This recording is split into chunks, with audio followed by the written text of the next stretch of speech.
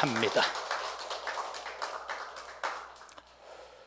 오늘 우리가 이 5장의 말씀 앞부분을 보게 되었고, 또 뒷부분 계속해서 이 38년 된 병자, 그것도 베데스다 연못의 행각 속에서 기다린 병자가 등장합니다. 그런데 예수님이 오셔서 그에게 네가 낫기를 원하느냐? 그러면은 뭐 일반적으로라면은 예, 낫기를 원합니다.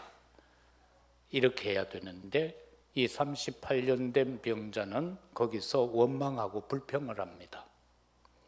그리고 나서 예수님이 네 자리를 들고 일어나 가라라고 하니까 38년 동안 그 병에 시달렸으니 뭐 예수가 그리스도다, 뭐 이런 어떤 믿음, 언약을 붙잡고 한 것이 아니라 그냥 가라고 하니까 여기서 벗어나야 되겠다라는 심정으로 자리를 들고 갑니다.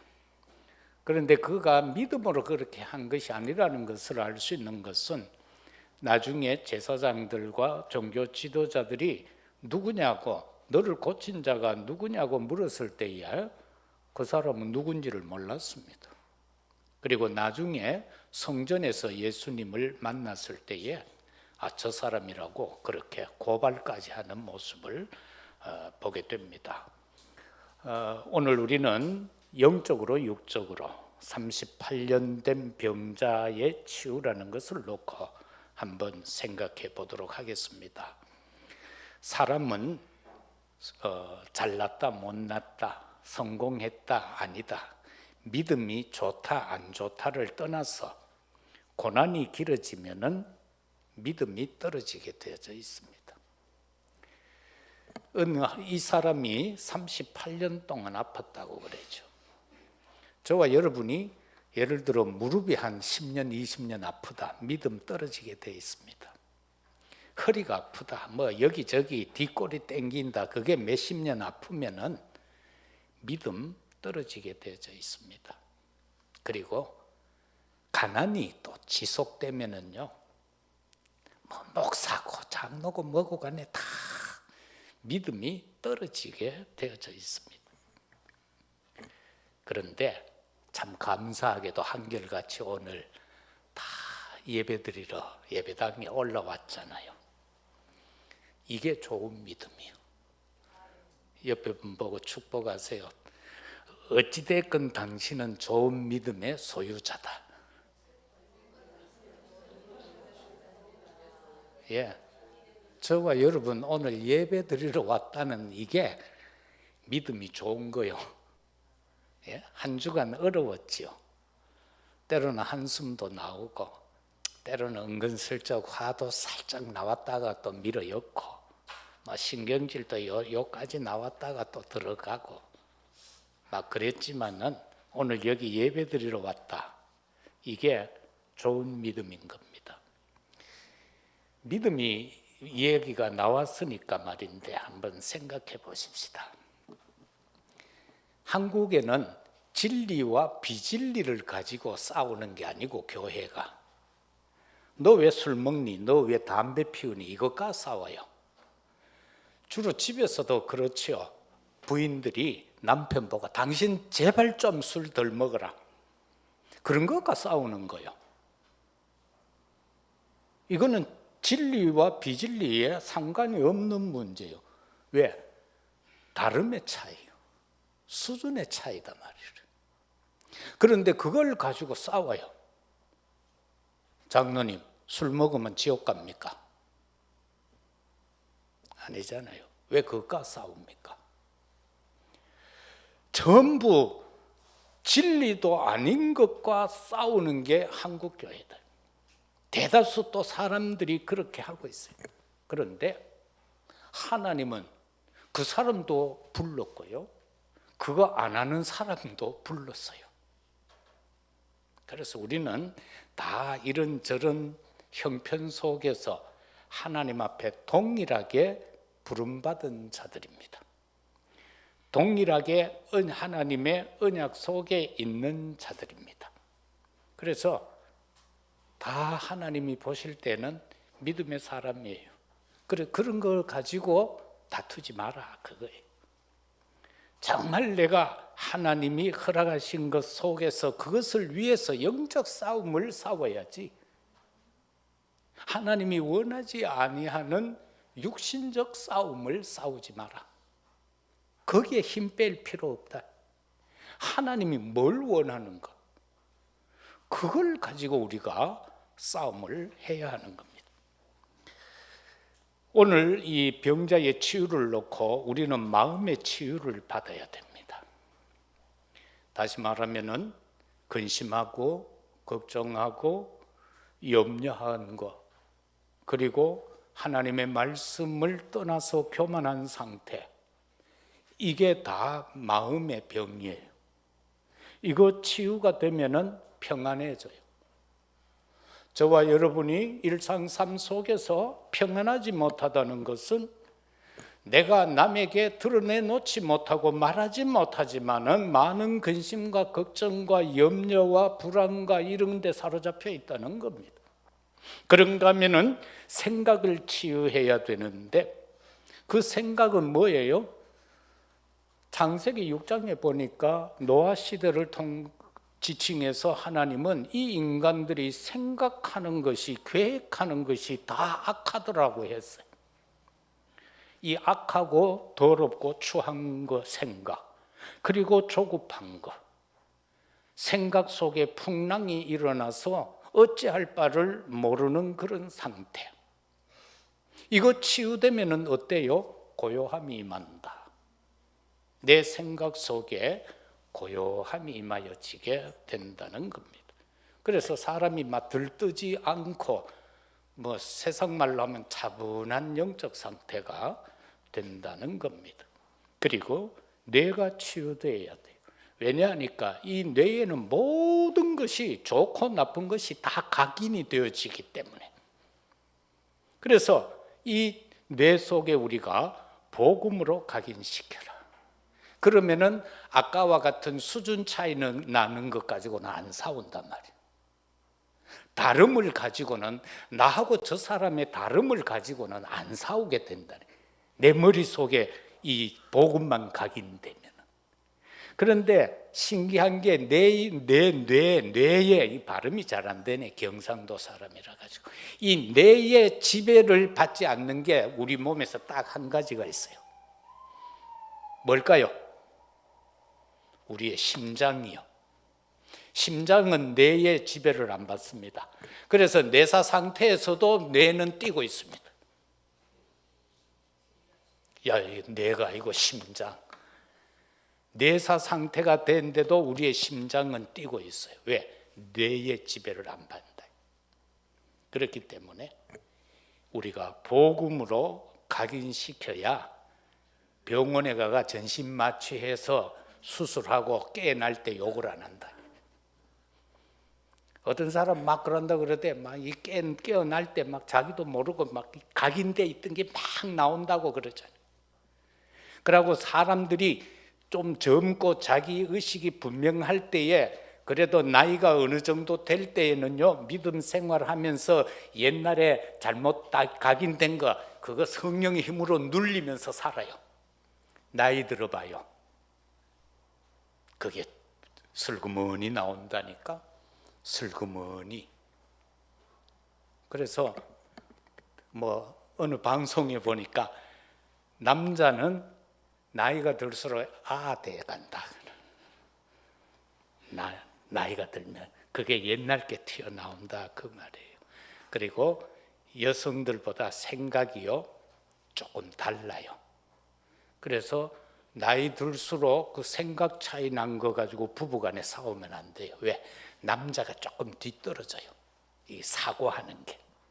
그래서 우리가 이런 치유에 대한 걸 생각을 해야 되고, 그 다음에 사복음서 마태, 마가, 누가, 요한 복음에는 많은 기적들인데 특히 마태, 마가, 누가에는요 수십 가지 치유에 대한 내용들이 기록되어져 있지만은 요한복음에는 딱 7가지만 기록을 하고 있어요. 뭐 물로 포도주를 만들었다, 왕의 신하의 아들을 살렸다, 38년 된 병자를 고쳤다, 전류바리를 고쳤다, 소경을 고쳤다, 혈루병자를 고쳤다, 이런 식의 한 7가지만 기록이 되어 있어요. 기적이. 왜 그랬을까요? 그 이유는 딴 거 아니에요. 요한복음 20장 31절에 보면은 예수님이 그리스도라는 사실을 믿게 하고 그 이름을 힘입어서 생명을 얻게 하기 위해서다.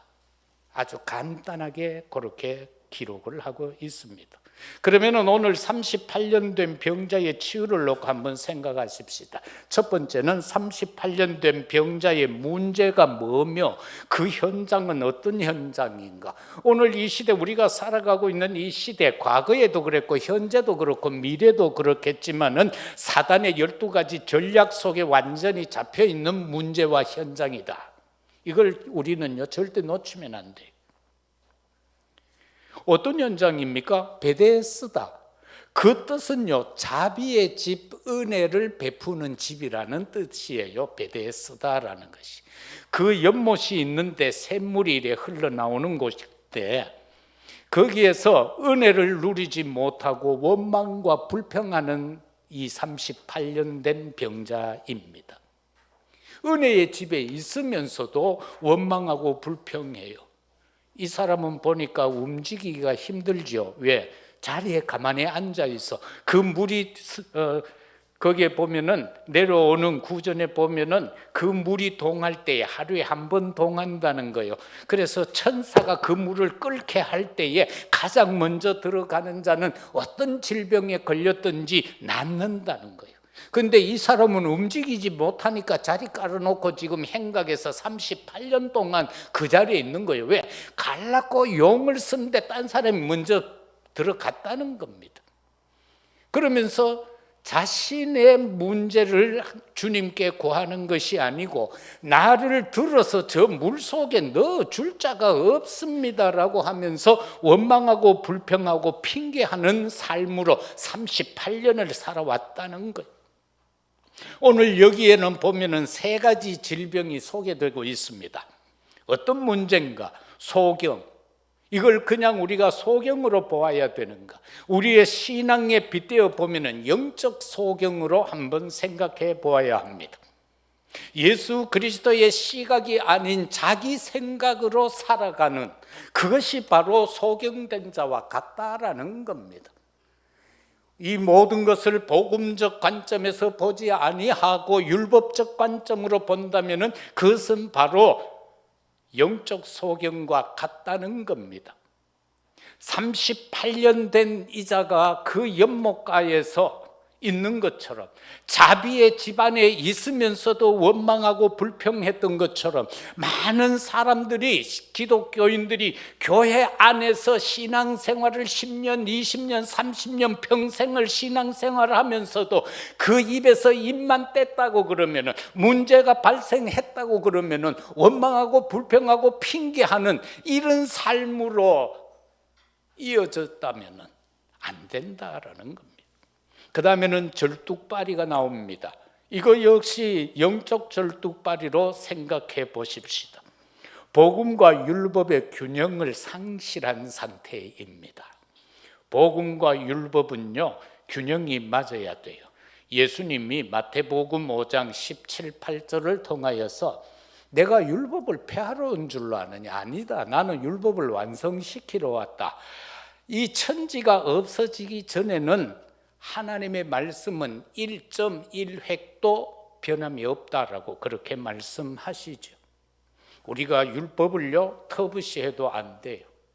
그래서 저와 여러분들은 정말 복음과 율법의 균형을 맞추는 신앙생활이 되어야 됩니다. 그 다음에는 혈기 마른 자가 등장합니다.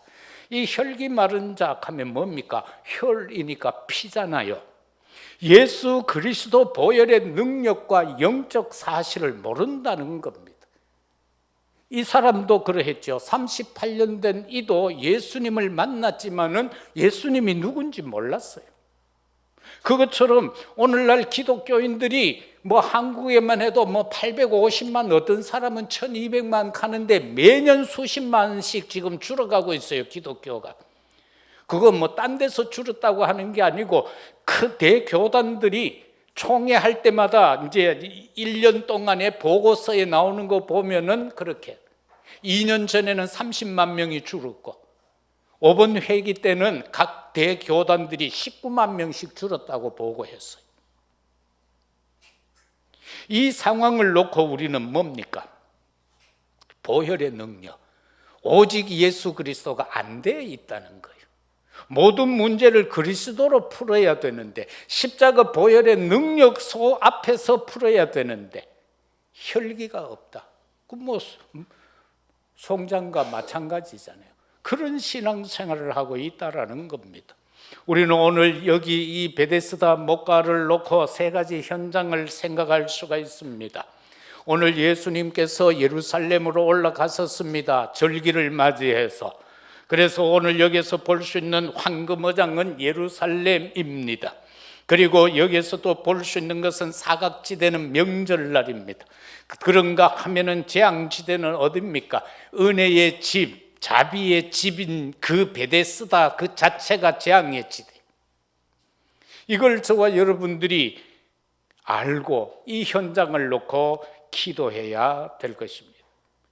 내 가정 가문이 황금어장이냐, 사각지대냐, 재앙지대냐, 영적으로 빨리 분간해야 합니다. 그래야만 우리가 거기에 대한 기도 제목이 나와지게 됩니다. 안 그러면 우리는 자꾸 기도도 엉뚱한 기도만 하게 되는 겁니다. 오늘 오다가 우리 이근분 집사님이 이 신천지가 자꾸 요새 접근을 한대요. 이 강가에 걷고 하다가 뭐 만나고 이랬는데 그 사람들은 그러거든요. 이렇게 째려보고 있다가요, 야, 저 사람 파악을 합니다. 저 사람이 뭘 좋아하는가, 그런 것까지 다 파악을 합니다.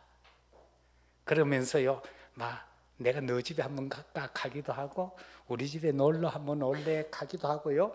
그 사람한테 맞도록 이렇게 하다가 결국은 뭐로 갑니까? 우리 성경 공부할래로 갑니다. 그것도 특히 계시록 공부를 하자라고 합니다.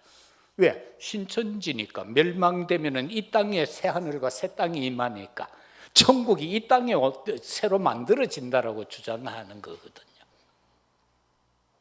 그런데 또 접근합니다. 고향이 비슷하다고. 저는 금성면이고 그 사람은 가음면이라 가음교회 다녔대. 자, 그러면서 딱 접근을 하는 거예요. 그래, 우리 목사님이 춘산 사람이다 하니까 그래 좋아하더래요. 그래 한번 만나도록 해달라고 그래 놨어요. 지금 아래 미용실에도 그 미용실 그 동생 같이 지내는 그런 부부가요 자꾸 찾아와요. 자기가 신천지라는 걸 밝히면서 이제 자꾸 오는 건 뭐예요? 그러다가 그저께 내가 한번 머리 깎으러 들어갔어요. 가니까 여 위에 계시는 우리 목사님이다 해서 그냥 안 가고 우리 목사님이다 해서 그 가니까 슬금슬금 해가 가쁘더라고. 조심해야 됩니다. 지금 대구 각 교회마다요 신천지 다 침투해가 있습니다. 가서 충성합니다. 막 헌신합니다.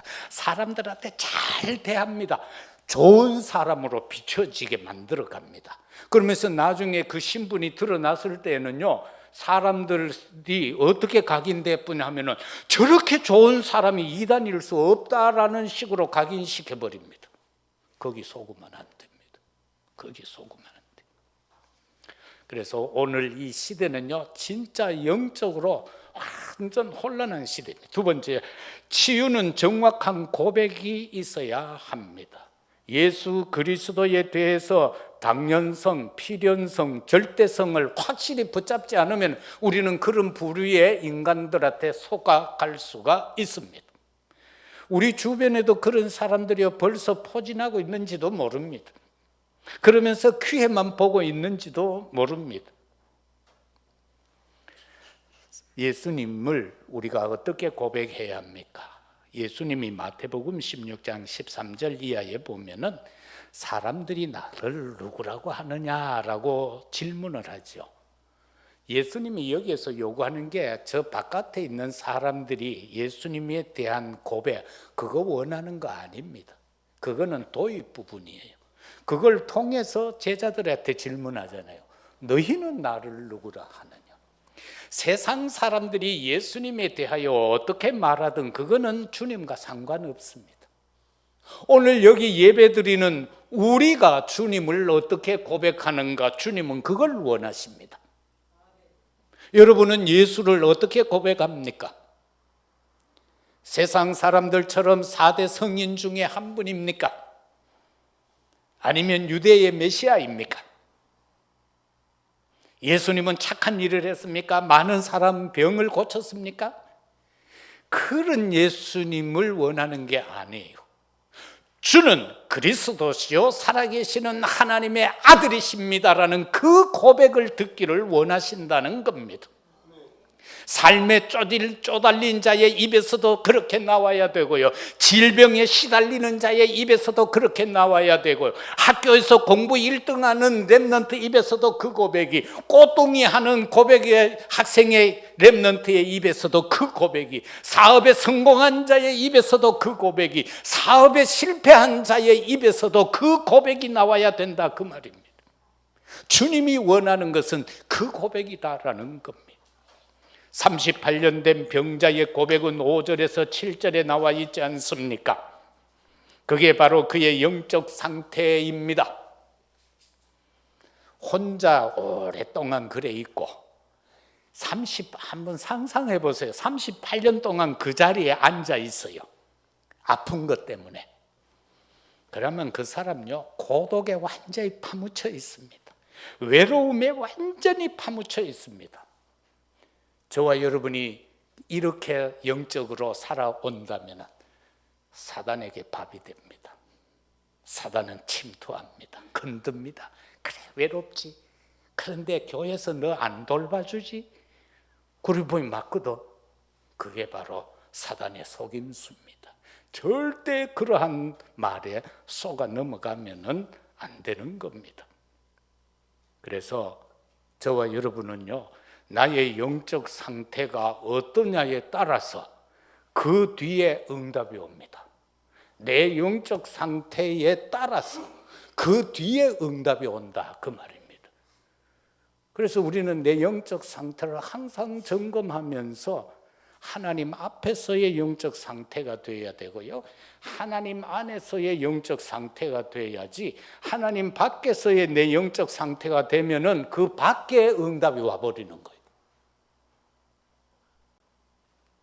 그렇기 때문에 이런 것들을 좀 주의 있게 보시고요. 그런데 예수님은 여기서 보니까 5절에서 7절까지 말씀을 통해서 보면은 주님은요, 이 병자를 향해서 일방적 말씀을 선포합니다. 네 죄 사함을 받아라. 다른 데 같으면 그렇게 하죠. 네 죄 사함을 받아라. 믿어라. 이렇게 하는데 그거 없어요. 그냥 말씀 선포하는 거예요. 네가 낫기를 원하느냐? 그런데 병자의 입에서는 예, 낫기를 원합니다라고 하지 않고 원망합니다, 불평합니다, 막 좌절합니다, 핑계로 가득합니다, 증오심이 타오릅니다, 상처로 가득 찼습니다. 어떻게 말합니까? 나를 물이 동할 때 넣어주는 사람이 없습니다. 넣어주는 사람이 없습니다. 그래서 우리는 문제에 대한 복음적 결단이 필요합니다. 14절 말씀에 보면은 그 후에 예수께서 성전에서 그 사람을 만나 이르시되 보라, 네가 나았으니 더 심한 것이 생기지 않게 다시는 죄를 범하지 마라. 모든 병이 죄의 결과로 오는 것은 아닙니다. 요한복음 9장 1절에서 3절에 이 눈먼 자를 통해서 예수님 말하죠. 이 사람이 아버지의 죄입니까? 부모의 죄입니까? 자기의 죄입니까? 라고 할 때 예수님이 그 아무의 죄도 아니다. 하나님의 영광을 위해서다. 그렇게 말씀하죠. 그러나 때로는 죄로 인해서 오는 병도 있다. 그 말입니다. 오늘날 보면 저 아프리카 같은 데 가면은 뭐 그런 병들이 많잖아요. 죄로 인한 병. 성적인 방종으로 인하여서 오는 질병들이 많죠. 그래서 모든 병이 죄의 결과는 아니지만은 38년 된 이 병자에게는 죄에 대해서 주님이 말씀했던 겁니다. 다시는 죄를 범하지 마라. 이 말은 네 죄 때문에 그게 왔는데 네 치유받았잖아. 더 크게 병들지 않기를 위해서 죄를 범하지 마라. 그 죄에 빠지지 마라. 그렇게 말씀합니다. 불신앙과 사단의 망대를 저와 여러분은 무너뜨려야 합니다. 사단이 가지고 있는 것, 그 강한 자를 결박해야만 우리는 그것을 취할 수가 있습니다. 세상에는요, 지금 세상 임금에 장악되어져 있습니다. 그런가 하면은 완전히 사단의 진에 묶여 있는 많은 그런 형태들이 있습니다. 이 불신앙과 사단의 망대를 무너뜨리기 위하여 날마다 언약 붙잡고 기도하면서 승리하는 우리 모두가 되어져야 되겠습니다. 그래서 문제에 대한 복음적 결단이 필요합니다. 다니엘서 1장 8, 9절에도 보면은 다니엘과 그 세 친구 어린 나이에 왕에게 우상에게 드려졌던 그 음식을 먹지 않겠다라고 결단하는 모습을 보세요. 어린 아이들이. 그런가 하면은 또 3장 다니엘서 3장 18절에서는 그 두로 평지에 왕의 금신상을 세워놓고 절하라고 할 때에 이들은 거기에는 보면 사드락 메삭 아벳느고 다니엘의 세 친구만 등장하죠. 그래서 그들이 뭐라고 합니까? 아니요, 그렇게 절할 수 없습니다. 우리가 풀무불에 던져져 질 때에 하나님이 살려줄 겁니다. 그러나 그리 아니하실지라도 우리는 왕의 신상에 절할 수 없습니다 라고 말하고 있죠. 이런 결단이 필요하다 그 말입니다. 이거는 복음에 기인한 결단입니다. 왜? 우상 숭배하여서 지금 어려서 포로로 잡혀와서 지금 어느 정도 성장되어진 청년 시기에 또 우상에게 절하라고 하는 이 강요 앞에서 그들의 결단입니다. 그리 아니하실지라도, 하나님이 풀무불에서 나를 건져주지 아니하실지라도, 내 질병에서 치유시켜주지 아니하실지라도, 가난에서 벗어나지 않게 아니하실지라도 우상 숭배할 수 없다라는 겁니다. 그런가 하면은 다니엘 6장 10절에서 다니엘이 기도의 결단을 내리는 부분이죠. 40일 동안 왕 이외의 다른 신에게 기도하는 사람은 사자굴에 던져 넣읍시다. 총리 대신이 그걸 왜 모르겠어요? 왕이 도장을 찍었는데. 그럼에도 불구하고 그는 전과 같이 하루에 3번씩 예루살렘을 향해 창문을 열어놓고 무릎을 꿇고 감사함으로 기도했다. 그거야 뭐 대적들에게 들킬 수밖에 없죠. 고발당할 수밖에 없는 상황을 오히려 자기 스스로 만들잖아요. 그런데 실패했습니까? 아니지 않습니까? 사자굴에 던져졌을 때에 하나님이 주의 사자를 보내서 사자의 입을 봉했다라고 하잖아요. 바로 그겁니다.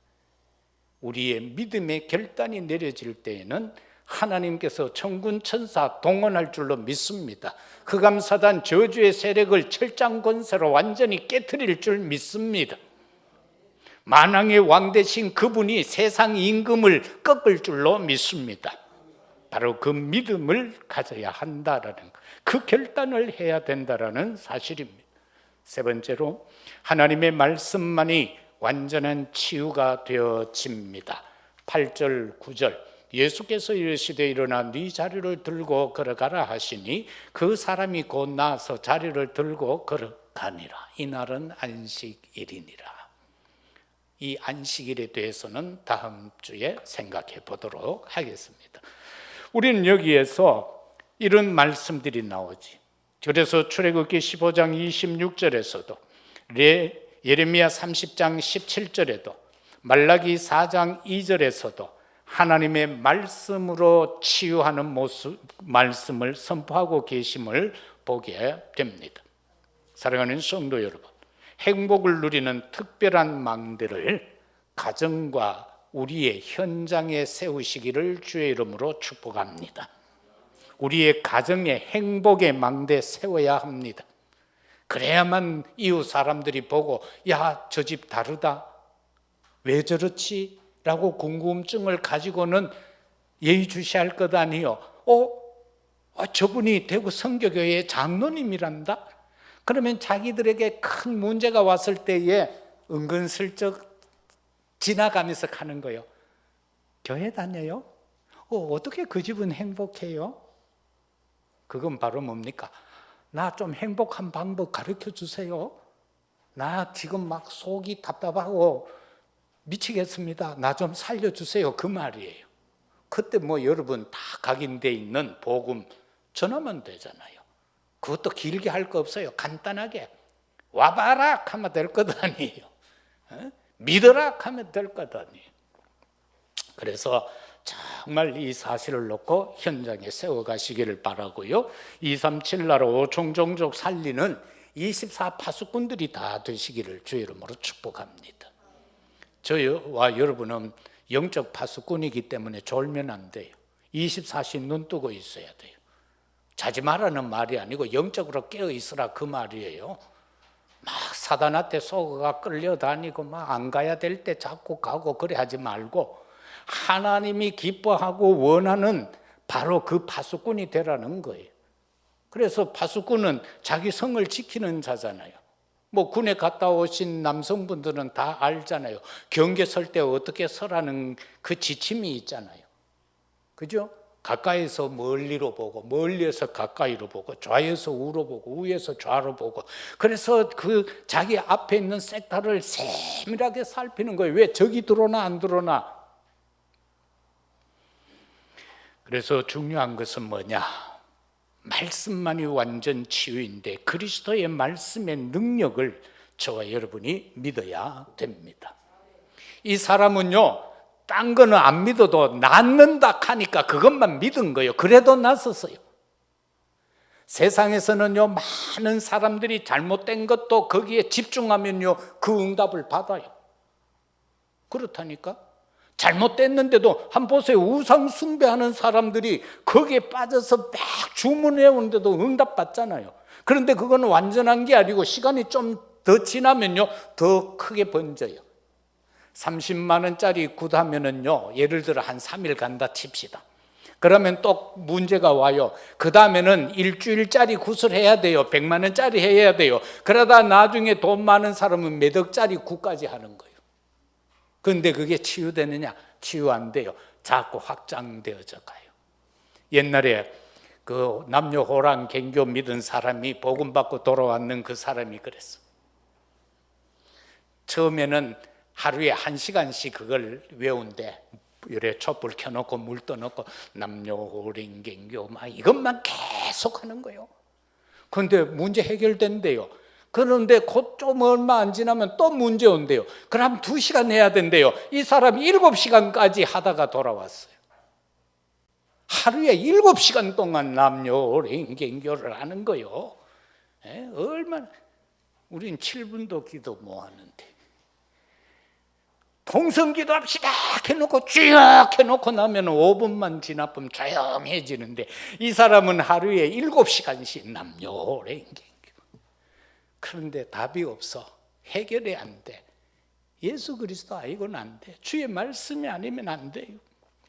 그 다음에 우리가요, 그래서 하나님이 생기를 불어넣고 에스겔 37장에 보면은 하나님의 말씀이 선포되고 생기가 들어가니까 막 뼈다귀가 군대가 되고, 요한복음 20장 21절에서는 예수님이 숨을 내쉬면서 성령을 받으라고 외치고, 그리고 그대로 되어지잖아요.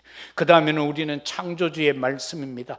시편 103편 3절에 보면은요, 그가 네 모든 죄악을 사하시며 네 모든 병을 고치심이라. 하나님의 말씀이 선포되면 그렇게 되는 거예요.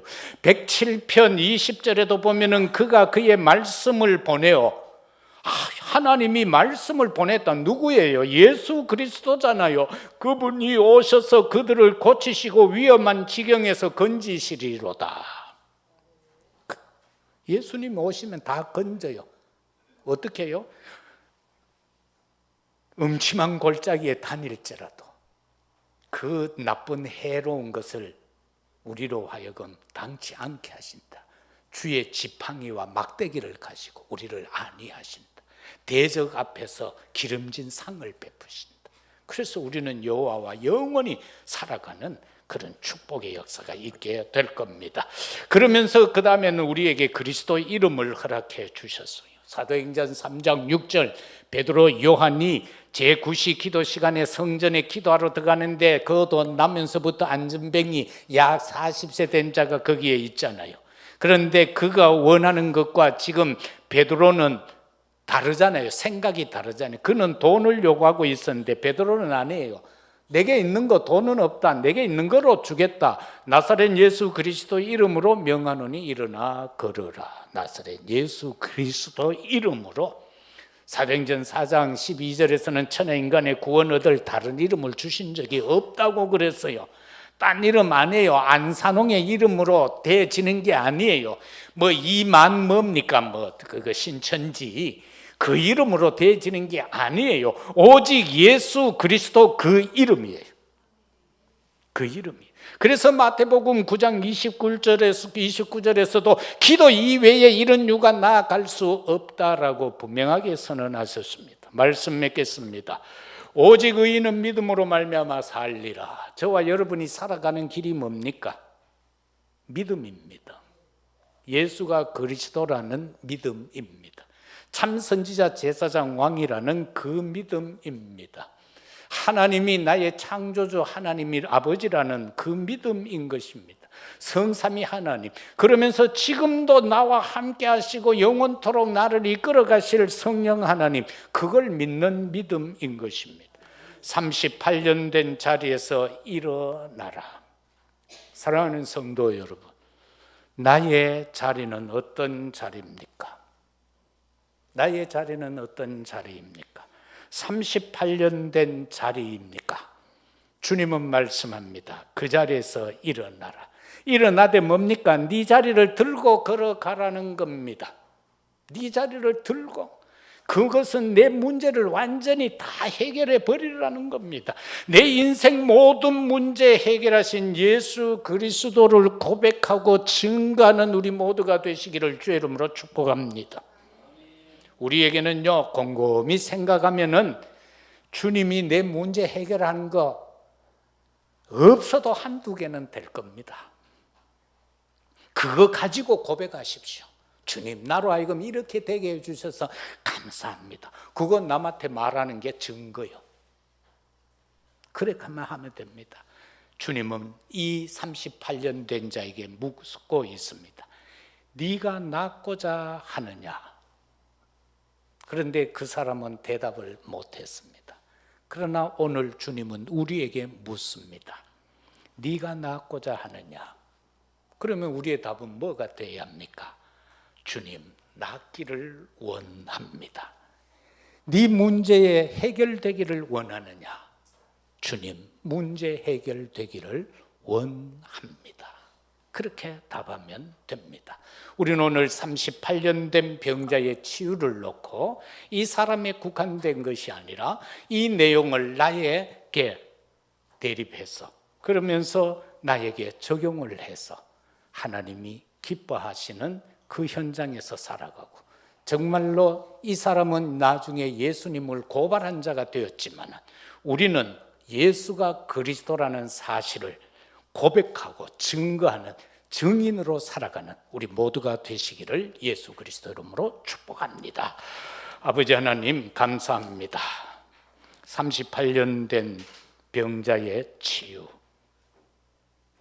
나의 현 자리에서 주님은 나에게 뭐라고 질문하고 계시는지 깊이 묵상하게 하옵시고, 나의 현 자리가 잘못되었다면 그 자리를 들고 일어나 걸어가는 자 되게 하시고, 나중에 예수님을 원망하고 불평하고 고발하는 자가 아니라 예수가 그리스도라는 사실을 고백하고 증거하는 증인으로 살아가게 하옵소서. 예수 그리스도 이름으로 기도드리옵나이다. 아멘. 215장